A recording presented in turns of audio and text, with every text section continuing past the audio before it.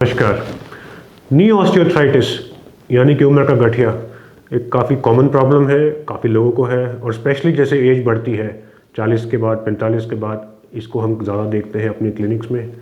लोग नॉर्मली अपने घुटने के दर्द के साथ आते हैं और कई लोगों को घुटने के दर्द के अलावा घुटने के अंदर की जो शेप है या डिफॉर्मिटी थोड़ी सी बनने लग जाती है, जिनको कई बार मोस्टली बोइंग होती है, बोलेग्स होने स्टार्ट हो जाता है और लोग बोलते हैं अंदर की तरफ यानी कि घुटने के अंदर की तरफ वो दर्द बताते हैं। और इसको डायग्नोज करने के लिए कुछ तो हिस्ट्री टेकिंग और एग्जामिनेशन की ज़रूरत होती है, जिसमें आप हमेशा पेशेंट से पूछते हैं तकलीफ़ कैसे शुरू हुई, सीढ़ियों पे ज़्यादा होती है, पैदल चलने पे ज़्यादा होती है, बैठ के खड़े होने में ज़्यादा होती है। और जब उनको हम लेटा के देखते हैं तो उसमें हमेशा घुटने के अंदर की लाइनिंग या अंदर की तरफ तकलीफ़ ज़्यादा बताते हैं। तो इस वीडियो में हम लोग बात करेंगे कि क्या चीज़ें हैं जिसकी वजह से हम अपना डायग्नोस करते हैं पेशेंट्स को कि ये घुटने का दर्द ऑस्टियोआर्थराइटिस का पेन है और उम्र का गठिया का दर्द है, और या फिर ये कोई और चीज़ है जो घुटने के दर्द ऑस्टियोआर्थराइटिस के अलावा है। बने रहिएगा मेरे साथ। मैं हूं डॉक्टर बीरेन नाडकर्णी, कंसल्टेंट सीताराम भारतीय हॉस्पिटल, और मैं आपको बताऊंगा कि घुटने के दर्द यानी कि नी ऑस्टियोआर्थराइटिस को कैसे हम लोग डायग्नोस करते हैं। तो घुटने का जो बनावट है वो एक ऊपर की बोन, थाई बोन जिसको हम फीमर बोलते हैं, नीचे की बोन जिसको हम टिबिया बोलते हैं, और इन दोनों जोड़ों के बीच की जो जगह है उसको हम जॉइंट बोलते हैं। जॉइंट यानी नी जॉइंट। कोई भी जॉइंट, किसी भी दो बोन्स का जो जहाँ जॉइंट मिलते हैं उस जगह को हम बोलते हैं। तो नी जॉइंट ये है। इसके आगे की हड्डी एक होती है नी कैप की जिसको हम पैटला बोलते हैं, और ये मसल के अंदर होती है। इसको हटा के मैं आपको दिखा रहा हूँ, ये आपका नी जॉइंट है। और सबसे पहली चीज़, कोई अगर घुटने के दर्द के साथ हमारे पास आता है तो हम उसके लिए ज़रूर एक एक्सरे कराते हैं।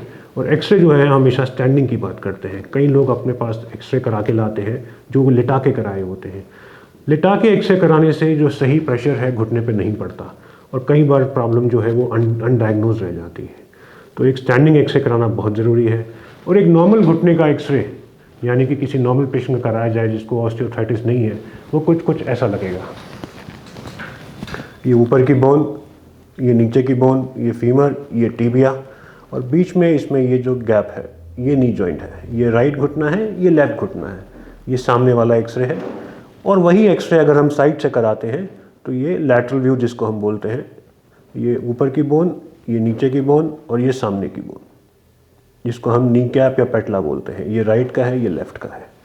तो अगर आप देखें ऊपर की बोन और नीचे की बोन में जो गैप है, जो गैप मोस्टली एक काली लाइन की तरह होती है, और ये अंदर की तरफ और बाहर की तरफ दोनों तरफ बराबर होती है। तो इसके गैप में कोई चेंज नहीं आया है, दोनों बराबर हैं। और मोस्टली हम कहते हैं ये एक नॉर्मल एक्सरे है, यानी कि एक्सरे में कोई चेंजेस नहीं है ऑस्टियोआर्थराइटिस के। पर अगर हम किसी पेशेंट को देखते हैं जिसकी डिफॉर्मिटी हो गई है या पेन बढ़ रहा है और उनका जब एक्सरे कराया जाता है ऑस्टियोआर्थराइटिस के लिए, तो आप देख सकते हैं दोनों घुटने के एक्सरे में कितना फ़र्क है।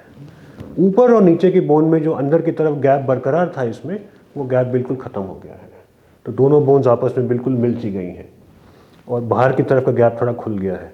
तो जो बोन पहले सीधी की तरफ थी वो थोड़ी अंदर की तरफ चली गई है, जिसको हम बोइंग बोलते हैं।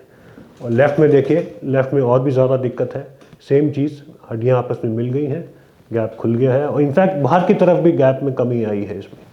तो ये एक एक्सरे है जो हम एक पेशेंट को ऑस्टियोआर्थराइटिस के साथ जोड़ते हैं। और इसकी अलग अलग ग्रेड्स होती हैं, अलग अलग स्टेजेस होती हैं, और इस स्टेजेस को हम लोग ऑस्टियोआर्थराइटिस की स्टेजेस बोलते हैं। शुरुआत की स्टेज में ये गैप थोड़ा कम होता है, शुरुआत होती है, पर जैसे जैसे ये बढ़ता रहता है, नी ऑस्टियोआर्थराइटिस की जो स्टेजेस बढ़ती हैं, तो ये गैप बिल्कुल ख़त्म हो जाता है और एंड की स्टेज में हम देखते हैं एक्सरे में गैप बिल्कुल ख़त्म हो जाता है। इसको लोग अलग अलग तरीके से बोलते हैं। कोई बोलते हैं गैप ख़त्म हो गया, कई लोग बोलते हैं गैप आ गया। पर नॉर्मली अगर आप बात करें तो गैप कम होना या ख़त्म होना ही प्रॉब्लम होती है, क्योंकि अगर गैप नॉर्मल है तो उसमें ग्रीस, कार्टिलेज सब मेंटेन्ड है। पर जैसे जैसे गैप ख़त्म हो रहा है, हड्डियाँ आपस में मिल गई हैं, तो रगड़ खाती हैं और उसका दर्द बढ़ता है। तो ये है हमारे डायग्नोस्टिक का मेन जो तरीका होता है, एक्सरे। और अगर ज़रूरत पड़ती है कई बार इसके अलावा कुछ सिम्टम्स ऐसे हैं जिसके लिए कुछ फंस रहा है घुटने में, कुछ अटक रहा है, तो कभी कभी हमें MRI की ज़रूरत पड़ती है इसके लिए। मैं उम्मीद करता हूँ इस वीडियो से आपको घुटने की ऑस्टियोआर्थराइटिस का जो मेन डायग्नोस्टिक क्राइटेरिया है, जो मेन चीज़ है, जो एक्सरे हम कराते हैं, कैसे देखते हैं, क्या देखना चाहिए उसमें और कैसे हम पढ़ते हैं, उसके बारे में पता चला है।